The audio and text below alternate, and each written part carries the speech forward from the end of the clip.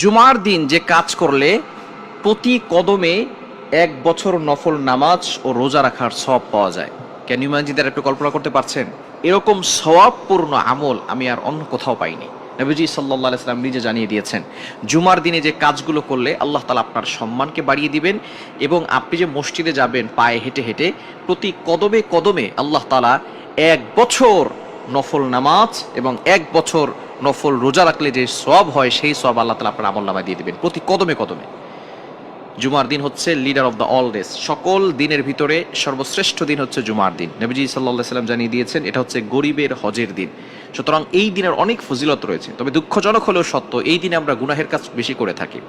আমাদের যত অনুষ্ঠানের আয়োজন আছে, বিয়ের অনুষ্ঠান বলেন, গান বাজনার আয়োজন বলেন, তারপরে মুসলমানের অনুষ্ঠান বলেন, এগুলো সব আমরা এই দিনে করে থাকি। এটা খারাপ নয়, ভালো। তবে আমরা এই দিনে বিয়ের সাথে সাথে গান বাজনা, ঢোল তবলা, যাত্রাগানের আয়োজন এগুলো করে থাকি।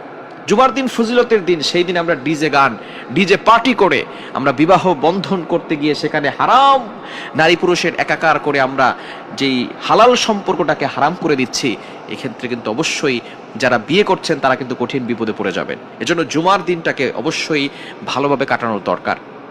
জুমার দিন আপনি কি কি আমল করবেন? 1 নম্বর হচ্ছে দুরূদ শরীফের আমল বেশি বেশি পড়বেন। যত বেশি দুরূদের আমল করবেন তত বেশি আল্লাহ তাআলা বিপদ আপদ থেকে আপনাকে হেফাজত করবেন। এবং যেই কাজগুলো করলে আপনার প্রতি কদমে সওয়াব হবে সেই কাজগুলো হচ্ছে, 1 নম্বর আপনি গোসল করবেন। গোসল করবেন আপনি জুমার নামাজের জন্য গোসল করা, এটা হচ্ছে সুন্নাত। উত্তম রূপে গোসল করবেন, ভালো পোশাক পরিধান করবেন, যতটুকু আপনার সাধ্য অনুযায়ী উত্তম পোশাক পরিধান করবেন। এবং যদি আপনার সুযোগ হয় তাহলে আপনি পারফিউম ব্যবহার করলেন, আতর ব্যবহার করলেন, সুগন্ধি ব্যবহার করে আগে আগে মসজিদে যাবেন। কেন মসজিদের সর্বপ্রথম যে জুমার দিনে ঢুকবে, একটা উট কোরবানি করলে যে সওয়াব হয় সেই সওয়াব তার আমলনামায় আল্লাহ তাআলা দিয়ে দিবে। সুতরাং উট আমরা কোরবানির সময় আসলে কোরবানি করি, গরু কোরবানি করি, পশু কোরবানি করি, এটা কবুল হতেও পারে নাও হতে পারে। কিন্তু আপনি যদি জুমার দিনে আগে আগে যান, একটা কোরবানি উট কোরবানি করলে যে সওয়াব হয় সেই সওয়াব আপনার আমলনামায় দিয়ে দিবে।